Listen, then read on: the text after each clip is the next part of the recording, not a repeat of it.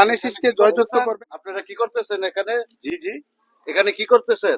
ব্যক্তি হিসেবে আমি উনার নির্বাচন করুম, আমার ফ্যামিলিকে বলবো, আমার এলাকাবাসী যে গ্রাম আছে সবাইকে বলবো মঞ্জু ভাইকে ভোট দেওয়ার জন্য। প্রার্থীর প্রচার বিষয়ে আমরা একটা সাক্ষাৎকার নিচ্ছি। আপনারা আমরা হইছি মঞ্জু ভাইয়ের লোক। প্রিয় দর্শক, আসন্ন ত্রয়োদশ জাতীয় সংসদ নির্বাচনকে সামনে রেখে চলছে ব্যাপক নির্বাচনী প্রচার প্রচারণা। এরই ধারাবাহিকতায় নরসিংদীর ৩ শিবপুর আসনে যিনি ধানের শীষ প্রতীকের মনোনীত প্রার্থী রয়েছেন মঞ্জুর এলাহি, ওনার জন্য মাঠে ব্যাপকভাবে কাজ করছেন সেই জাতীয়তাবাদী ছাত্র দলের নেতা কর্মীরা। আপনারা দেখতে পাচ্ছেন। আমরা এখন জানবো। আসসালামু আলাইকুম ভাই, কেমন আছেন আপনি? জি আছি আলহামদুলিল্লাহ ভালো, আপনি ভালো আছেন? জি আলহামদুলিল্লাহ। আপনারা আসলে যে মাঠ পর্যায়ে ঘুরতেছেন, আপনারা কি বুঝতেছেন আগামী নির্বাচনে আপনাদের প্রার্থীর কি অবস্থা? আসলে সাধারণত বলতে গেলে কি আপনার যে মানুষ 17 বছর যাবত ধানের শীষে ভোট দিতে পারে না।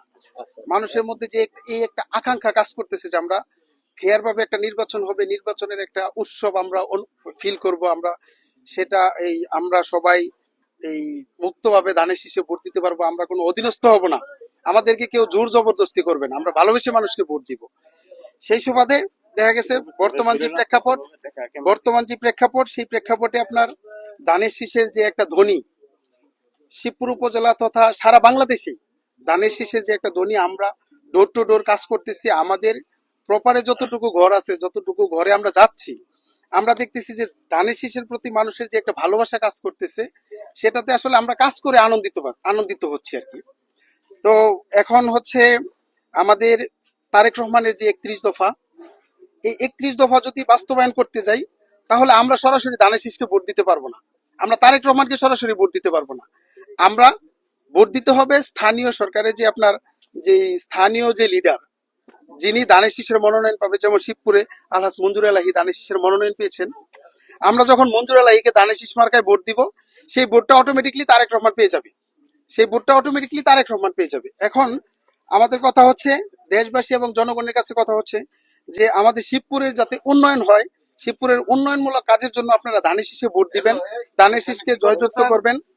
আপনারা কি করতেছেন এখানে? জি জি, এখানে কি করতেছেন? প্রার্থীর প্রচার বিষয়ে আমরা একটা সাক্ষাৎকার নিচ্ছি। আপনারা আমরা হইছি মঞ্জু ভাইয়ের লোক এবং বিএনপির তারেক জিয়ার লোক। উনি হলো বিএনপির নেতা হই না? জি ভাই, আপনার বাড়ি কোন এলাকায়? শিবপুর। ও, আমরা বাড়ি যশোরে। আমরা মঞ্জু ভাইয়ের লোক এবং ধানের শীষের লোক। হ্যাঁ, খুব খুশি হলাম আপনাকে দেখে।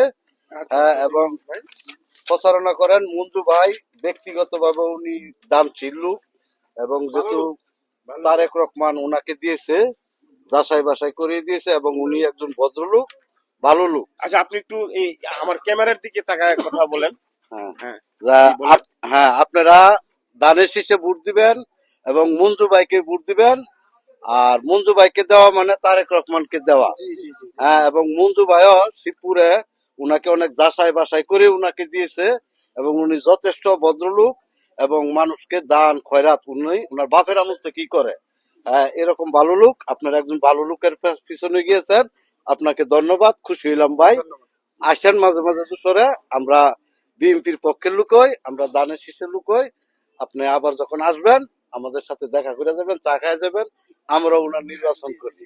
দর্শক, এই মুহূর্তে আসলে একটা ঘটনা ঘটে গেল। আমি নেতার ইন্টারভিউ নিচ্ছি, এই ফাঁকে আপনারা দেখতে পাচ্ছেন যে আসলে সারা দেশে এরকম ভাবেই কিন্তু বিশেষ করে যে 15, 16, 17 বছর সেই আওয়ামী দুঃশাসনের যে আমলটা ছিল, সেই আমলে ভোট দিতে পারে নাই। এই জন্য তারা এই যে এই যে আপনারা মুরব্বীটা দেখতে পাচ্ছেন, উনি কিন্তু আসলে ওনার উৎসাহটা এমন ভাবে এখানে প্রকাশ হয়েছে, আমি তো কিন্তু ভয় পেয়ে গেছিলাম এক প্রকার। উনি মাঝখানে এসে আমাদেরকে এক প্রকার থামিয়ে দিল।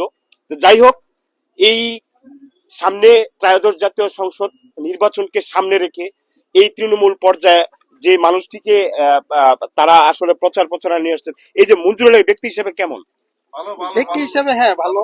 এটা আপনি হচ্ছে, আমি তো ওনার প্রচারণায় আসছি, ধানের শীষের প্রচারণায় আসছি, তারেক রহমানের ধানের শীষের প্রচারণায় আসছি। কারণ আমি তো আর ওনারা খারাপ বলবো না, সাধারণ মানুষ আছে। আমি কিন্তু প্রথমেই আপনাকে বলছি যে আমরা যখন ডোর টু ডোর কাজ করতে যাই তখন মানুষের যে একটা ভালোবাসা, যেমন ফর এক্সাম্পল এখন কিন্তু আপনার সরাসরি সামনে চলে আসছে যে আমরা যখন উনি কিন্তু আমার সাথে পরিচয় নাই, কিছুই নাই, বলতেছে যে আরেকদিন আসবেন, চা খেয়ে যাবেন। এটা কিন্তু ধানের শীষের ভালোবাসা, মঞ্জুর আলাইয়ের ভালোবাসা, তারেক রহমানের ভালোবাসা। তো আমরা আসলে আমরা যখন শিবপুর উপজেলার মোটামুটি অনেকটা জায়গায় আমরা গেছি, প্রত্যেকটা জায়গায় আমরা দেখলাম যে মানে মানুষের মধ্যে এই ভালোবাসাটার জন্য আমরা কাজ করতে আরো বেশি স্বাচ্ছন্দ্য বোধ করতেছি। এই জন্য আমরা এই এই সবকিছু প্রাপ্য হচ্ছে শহীদ প্রেসিডেন্ট জিয়াউর রহমান থেকে এবং বেগম খালেদা জিয়া থেকে, এবং তারেক রহমানের যেই তারুণ্যের যেই উদ্দীপনা সারা বাংলাদেশে ছড়িয়ে পড়েছে, যার কারণে আমরা আসলে দানিশ শীষকে নিয়ে সামনে এগিয়ে যেতে অনেক স্বাচ্ছন্দ্য বোধ করছি এবং আমাদের অনেক ভালো লাগতেছে। ধন্যবাদ আপনাকে। আপনার অনুভূতিটা কি? আপনি এই আগামী নির্বাচনে কি কেন্দ্রে অনুভূতি যাবেন? কোনো ধরনের নেই ভাইজান, আমি কিন্তু আমি নির্বাচন করছি না।